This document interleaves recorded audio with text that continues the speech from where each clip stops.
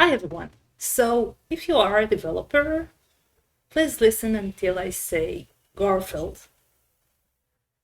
We're going to talk about SQL injection. Super simple. We have an API here in .NET Core, and if I'll use this method, I'll get in return something that some sort of animal says. So I'm gonna try it out. Put this payload and get hopefully something in return. Okay, something. Okay. Yeah. So if I'm not a developer, if I'm an attacker, instead of just putting the pink color, I will try to insert a SQL command. Super simple SQL command.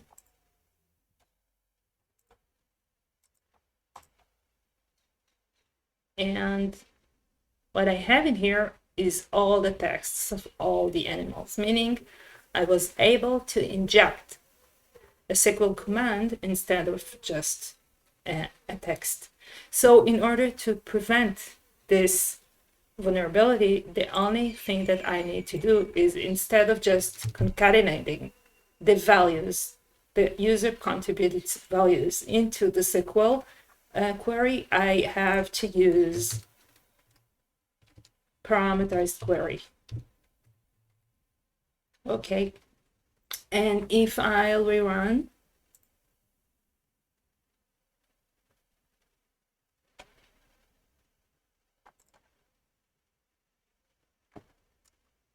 okay,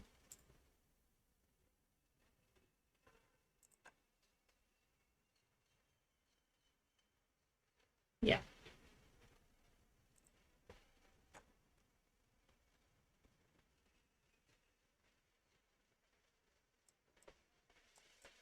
Sometimes it happens a little bit slowly, sorry for that. Yeah. So if I rerun and I'll try the same payload again,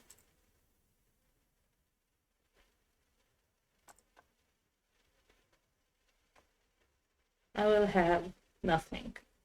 Okay, because what happened here is that the SQL did not interrupt this value as an SQL command, but merely as text. And since we don't have in our table something with color equal pink something, we didn't get anything in return.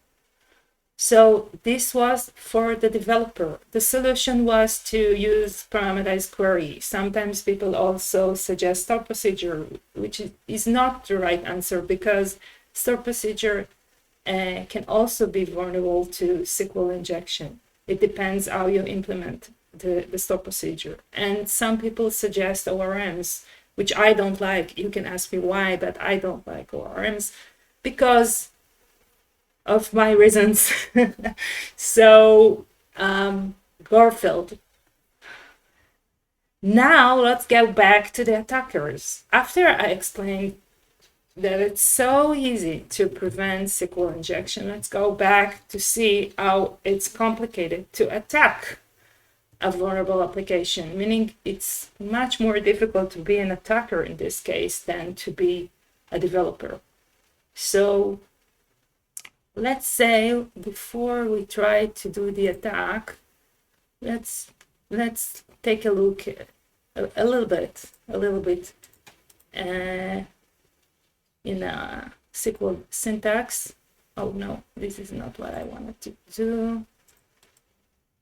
New query. Okay, so I have a few tables here, and there's something that looks like a database, but it's not a database, it's just for a demonstration. Please don't use it in production. And if I'll do the following select, yeah, select 1, 2, 3, 4, 5, 1, 2, 3, 4 from animal English saying will color equal pink. or something like that. And if I use the union clause, then I have something that I like to take from the database, which is in this case systables, but in other database it could the table could be different, the database could be different, but the idea is like the same. So let's try to check it out. Yeah, so what I have here is a union between the table English saying and the table and the systable. And what I see here is that I have in this database the table user, animals, English saying, and credit card, and their object ID.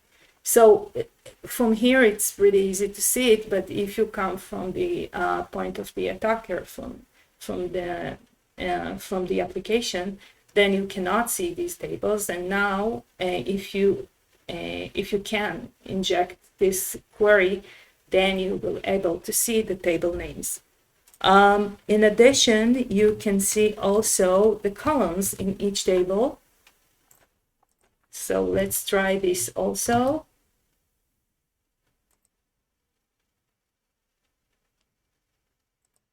Yeah, and I have the columns in this beautiful table credit card. So the only thing that I want to do now is to add all of these, and that's what I'm gonna do later in the Swagger, something like that. Oh, I just wanted this one. Yeah. So in here, I have all the contents of the credit card table. So now we just have to go back to Swagger and try to go back to the vulnerable code. Yeah, I almost forgot.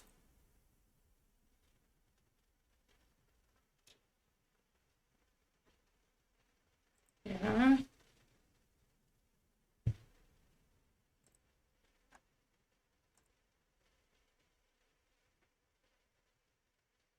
Not yet. Yeah. So we'll go back to this method, try it out. Let's check that we're vulnerable again.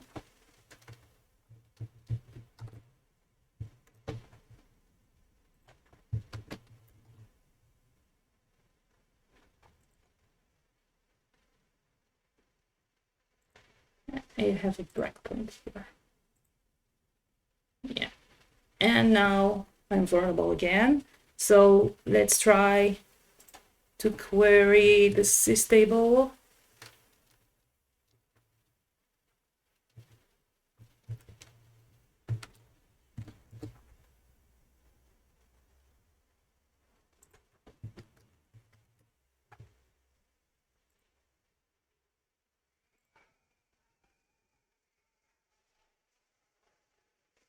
Yeah, and I have the credit card as I promised, and animals and using, etc.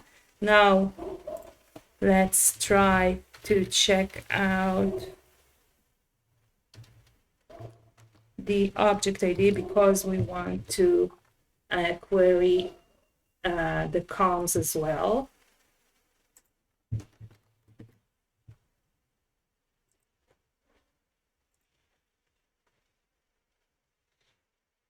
Here I have a cast because object ID is integer and the text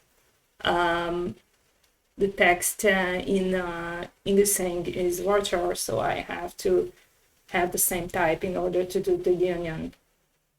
So here I have the object ID of the table, and now let's query the columns.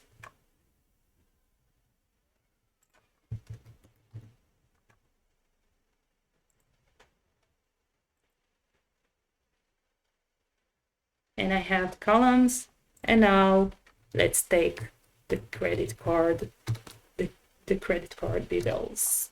Yeah, this is fun, isn't it? so much work for the attacker. And to prevent this issue is really using parameterized query. Yeah, so I have in here the credit card number, the expiration date, and the social security number. So, conclusion. It's much more difficult to be an attacker than to be a developer in this case. As a developer, you only need to use parameterized query. As an attacker, you have to think a little bit more. Of course, you have tools like SQLmap and maybe others, but it was important to me to clarify how these things really works. So thank you very much for listening. See you next time.